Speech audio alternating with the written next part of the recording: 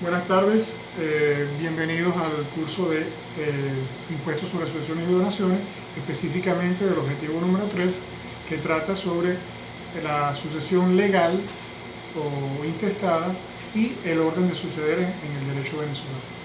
Aquí lo que vamos a explicar es la forma como la ley establece cuál es el orden de suceder al causante, es decir, a la persona que fallece, quiénes son las personas llamadas a esa sucesión de forma legal. Como todos ustedes saben, cuando una persona fallece sin manifestar de propia voluntad cómo quiere que sean distribuidos su patrimonio entre sus descendientes, es la ley de forma supletoria quien va a determinar en qué situación, es decir, quiénes son los que en primer orden son los llamados a suceder y cuánto es la correspondencia, es decir, la cantidad en porción de la herencia que se le asignará a cada uno de los descendientes. Es decir, es la ley. Pero debemos conocer cómo es esa distribución o esa repartición que establece la ley y en qué forma y orden lo establece.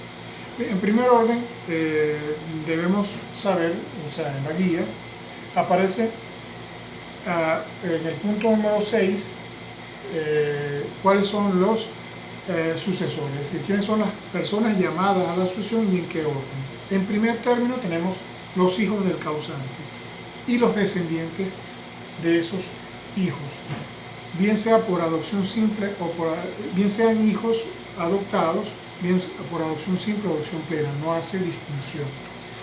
El cónyuge interviene también, es llamado también a suceder al causante. Los ascendientes del causante, llámese padre, madre, abuelos. Los hermanos del causante también intervienen y luego los demás parientes colaterales del causante hasta el sexto grado, llámese tíos, sobrinos, tíos, primos, es decir, parientes colaterales del causante, pero hasta el sexto grado. Pero bueno, vamos a ver cuáles son estas reglas. En primer orden, como decíamos aquí, están los hijos. Fallece X teniendo dos hijos, A y B. ¿Ok?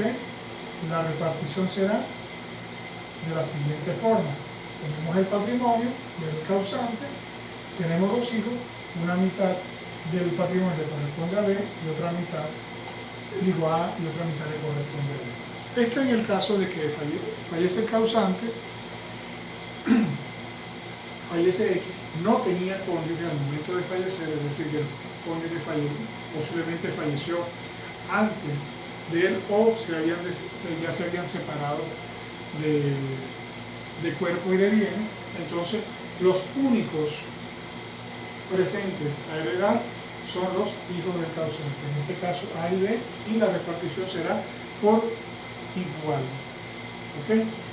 Pero supongamos que sí existe cónyuge al momento de fallecer el causante y junto al cónyuge, al causante le sobreviven dos hijos, A y B. En este caso, la repartición se divide en tres partes iguales, correspondiendo a un tercio, a B un tercio y a C otro tercio. Sí, la repartición se hace en tres partes iguales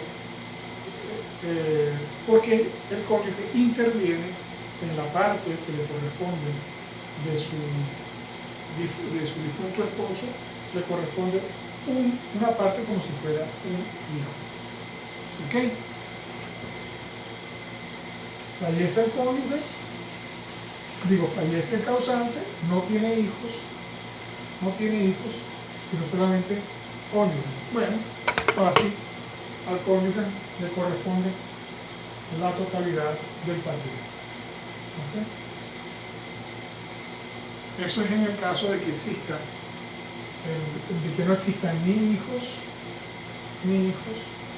solamente el cónyuge, y tampoco existan ascendientes, porque en el caso de haber ascendientes, es decir, padre y madre que le sobreviven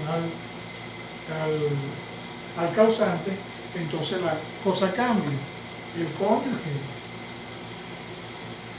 cónyuge recibe aquí la herencia se divide en dos partes, no tres como en el caso de los hijos, se divide en dos partes.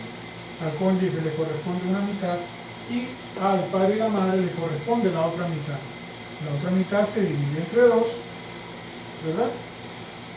Y la mitad de una mitad es un cuarto para cada uno. ¿Ok? Eso es en el caso de que, falleciendo el causante, no existan hijos, pero sí cónyuges, y le sobreviven los ascendientes a X. ¿Ok? Perfecto. Aquí no hay mayor complicación en el caso de existir cónyuge. O sea, hay una...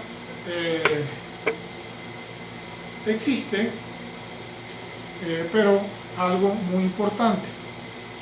En el mismo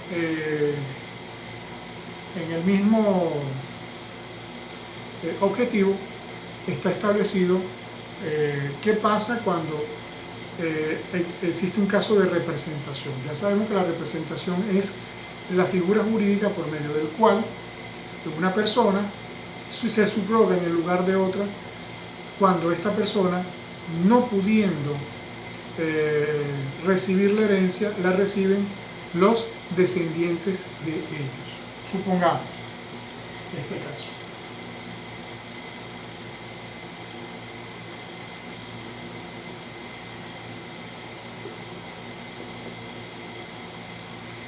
Tenemos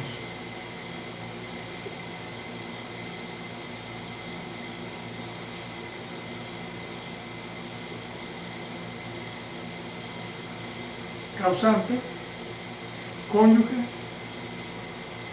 un hijo que murió antes de que falleciera su causante y un hijo que le sobrevive al causante. Pero en este caso, el hijo A, premuerto, tiene dos hijos que son nietos del causante. ¿Qué pasa en este caso? En este caso, aquí estamos en la figura llamada de representación. Es decir, que en este caso, al no poder recibir la herencia A, porque premurió a su causante, la recibirán sus descendientes. Es decir, la figura legal de la representación. Ellos se subrogan en el lugar de su padre como si su padre estuviera vivo, y ellos son los que van a recibir la herencia. Entonces, se divide en tres partes iguales. Aquí tenemos tres partes, 1, 2 y 3. A C le corresponde un tercio, a D le corresponde un tercio, y aquí un tercio lo vamos a dividir entre dos, porque hay dos hijos. Entonces, el primero recibirá un sexto y el segundo también recibirá un sexto de la herencia. ¿Por qué? Porque la mitad de un tercio es un sexto y un sexto. ¿Ok? Bien. Diferente es el caso en cuando aquí la representación, como ustedes habrán visto, solamente actúa en línea descendiente. Es decir, cuando se trata de que la herencia, la parte de la herencia que es dejada por el causante, la van a recibir sus descendientes. Porque en el caso de la representación no funciona en línea ascendente. Se lo voy a explicar de esta forma. Tenemos a X sin hijos, cónyuge, padre, madre,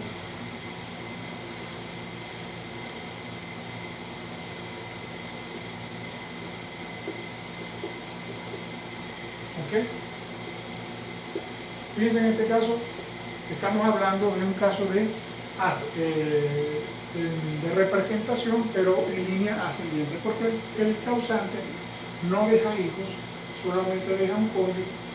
El padre murió antes del causante, la madre le sobrevive y le sobreviven los padres de los padres se puede decir los abuelos del causante.